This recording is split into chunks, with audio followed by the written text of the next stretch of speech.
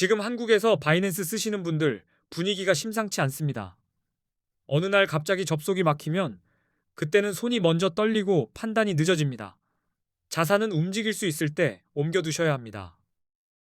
최근 한국에서 바이낸스 같은 미신고 해외 가상자산 거래소 앱이 구글 플레이 스토어에서 다운로드와 업데이트가 막혔습니다.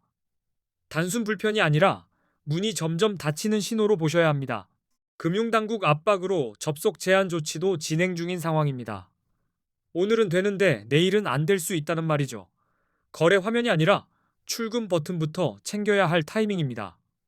그래서 바이낸스 이용자분들은 바이낸스에 있는 자산을 신속히 다른 거래소로 옮겨야 하는 상황입니다. 늦을수록 선택지가 줄고 수수료보다 더 큰 비용이 생깁니다. 이번 조치는 FIU, 즉 금융정보분석원에 정식 신고하지 않은 해외 거래소에 대한 제재 흐름으로 해석됩니다. 신고가 안 된 곳부터 문턱이 높아지는 겁니다. 기존 이용자분들은 앱을 지웠다가 다시 깔려 해도 막히는 순간이 올 수 있습니다. 그래서 VPN 같은 우회 방법을 찾거나 아예 자산을 옮겨 타는 대처가 필요합니다. 신규 이용자분들은 더 답답합니다. 애초에 설치가 어려우니 시작 자체가 막혀버립니다.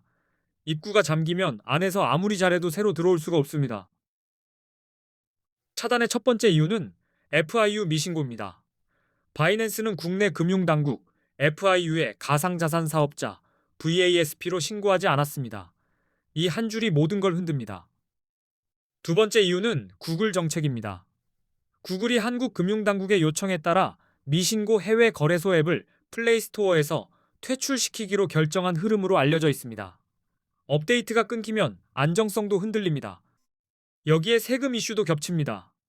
국내 거래소는 앞으로 세금을 부과할 예정인데 해외 거래소는 세금 부과가 상대적으로 어렵습니다. 그래서 금융당국이 더 강하게 조치에 나선 것으로 보입니다. 지금부터는 현실적인 대처를 정리해드리겠습니다. 핵심은 간단합니다. 쓰던 앱이 멈추기 전에 자산 이동 루트를 먼저 만들어 두는 겁니다. 기존 이용자분들은 이미 설치된 앱은 당분간 사용 가능할 수 있습니다. 하지만 업데이트가 막혔고 향후 접속 자체가 차단될 수 있습니다. 그래서 안전 쪽으로 기울이는 판단이 필요합니다. 가장 보수적인 선택은 자산을 개인 지갑으로 출금하는 것입니다. 거래소에 묶어두는 시간이 길수록 변수도 커집니다. 내 통장처럼 내 지갑에 두는 개념입니다. 신규 이용자분들은 플레이스토어에서 앱 설치가 불가능한 상황입니다. 게다가 웹사이트 접속도 제한될 수 있습니다. 앱이든 웹이든 길이 좁아질 수 있다는 뜻입니다. 우회 방법도 존재는 합니다. VPN 사용 같은 방식으로 접속을 우회할 수 있습니다. 다만 이건 편법의 영역이라 보안 및 법적 위험을 감수해야 한다는 점을 같이 기억하셔야 합니다. 그럼 국내 거래소로 가면 끝이냐? 이런 생각이 들 수 있습니다. 대안이 될 수는 있지만 조건이 선물 트레이더에게는 너무 팍팍합니다. 이동은 쉽지만 전략이 묶입니다. 국내 거래소는 레버리지 사용이 불가능합니다. 선물의 핵심인 레버리지와 양방향 운영이 막히면 같은 실력이어도 결과가 달라집니다. 게다가 거래 수수료도 높은 편입니다. 그리고 국내 거래소는 추후 세금이 부과될 예정입니다. 비용 구조가 더 무거워질 수 있다는 뜻이죠. 그래서 국내 거래소 이용은 저는 추천드리지 않습니다. 대신 이번 사태로 한국인들이 가장 많이 가입하고 이동하고 있는 거래소 5곳을 비교 분석해 두었습니다. 급한 분들이 바로 옮길 수 있게 기준을 뽑아 정리했습니다. 이 5곳은 원화 입금이 가능하고 한글 지원도 가능합니다. 초보자분들이 막히는 지점이 입금과 언어인데 그 벽을 낮춘 곳들로 골랐습니다.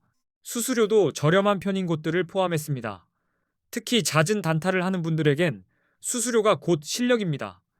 같은 수익도 수수료가 깎아먹으면 남는 게 달라집니다. 가입 시 $100를 지급하는 이벤트를 진행하는 곳도 포함되어 있습니다. 이벤트는 덤이고 핵심은 안정적으로 이동할 수 있는 환경입니다. 이 5거래소의 정보는 고정 댓글에 정리해 두었습니다. 영상 보시면서 바로 확인하실 수 있게 해두었으니 이동 전에 고정 댓글부터 체크해 주시면 됩니다. 이제부터는 코인 선물 거래의 기본적인 단타법으로 넘어가겠습니다. 언제 롱을 잡고 언제 숏을 잡는지 초보자분들이 가장 헷갈리는 부분을 쉬운 구조로 잡아드리겠습니다. 비트코인 같은 암호화폐는 변동성이 매우 큽니다. 그래서 방향을 맞춰도 타이밍을 놓치면 손실이 나고 방향을 틀려도 타이밍이 좋으면 살 길이 생깁니다. 먼저 롱 포지션과 숏 포지션을 정리하겠습니다. 롱은 가격이 오를 것으로 예상하고 매수하는 쪽입니다. 쉽게 말해 상승에 베팅하는 선택입니다.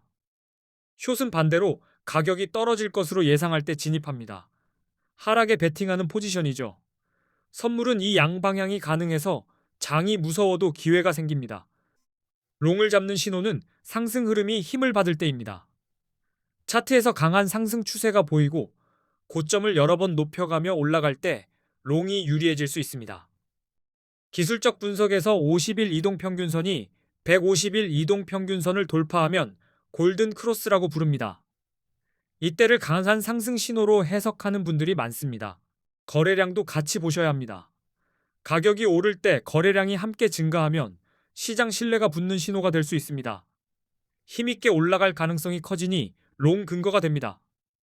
뉴스는 뒤늦게 보면 이미 늦습니다. 규제 완화, 대형 기관 투자자들의 진입, ETF 승인 같은 긍정적 외부 요인은 가격을 밀어 올릴 수 있습니다. 이런 바람이 불 때 롱이 유리해질 수 있습니다. 이제 숏 신호로 넘어가겠습니다. 차트에서 하락 추세가 뚜렷할 때 숏이 유리합니다. 가격이 낮아지는 패턴이 이어지고 저점이 계속 낮아지면 숏 쪽의 논리가 단단해집니다. 기술적 분석에서는 50일 이동평균선이 150일 이동평균선 아래로 내려가면 데드 크로스라고 합니다. 흔히 하락 신호로 해석할 수 있는 장면입니다. 거래량이 줄어드는 흐름도 단서가 됩니다. 가격이 오르는데 거래량이 감소하면 상승세가 약해지는 신호일 수 있습니다. 곧 하락으로 꺾일 가능성을 숏 관점에서 점검할 수 있습니다. 부정적인 뉴스도 하락을 당깁니다. 규제 강화, 해킹 사고, 주요 국가들의 암호화폐 규제 정책 강화 같은 소식은 시장 심리를 얼어붙게 만들 수 있습니다. 이때 숏이 유리할 수 있습니다. 보조 지표는 감으로 하던 걸 숫자로 바꿔줍니다. 비트코인 시장에서는 기술적 분석이 특히 중요합니다. 대표적으로 RSI, MACD, 볼린저 밴드를 많이 씁니다. RSI는 과매수와 과매도를 가늠하는 데 도움이 됩니다. RSI가 70 이상이면 과매수로 보고 숏을 고려할 수 있습니다. RSI가 30 이하이면 과매도로 보고 롱이 유리할 수 있습니다. MACD나 볼린저 밴드는 트렌드와 변동성을 더 입체적으로 보여줍니다. 시장이 조용히 기어가다가 터질지 이미 과열인지 판단 기준이 늘어납니다. 정리하겠습니다. 롱은 상승 추세와 긍정 신호를 확인하고 들어가야 합니다. 숏은 하락 추세와 부정 신호를 근거로 결정하셔야 합니다. 기준 없이 들어가면 운이 됩니다. 고정 댓글에는 이동거래소 정보와 함께 정말 유용한 꿀팁도 정리해 두었습니다. 영상 보신 뒤 그대로 따라하실 수 있게 구성해 두었으니 꼭 확인해 주시기 바랍니다. 이 영상이 코인 단타에 도움이 되셨다면 다음 영상에서는 더 실전적인 진입과 손절 기준까지 이어서 풀어드리겠습니다. 끝까지 시청해 주셔서 감사합니다.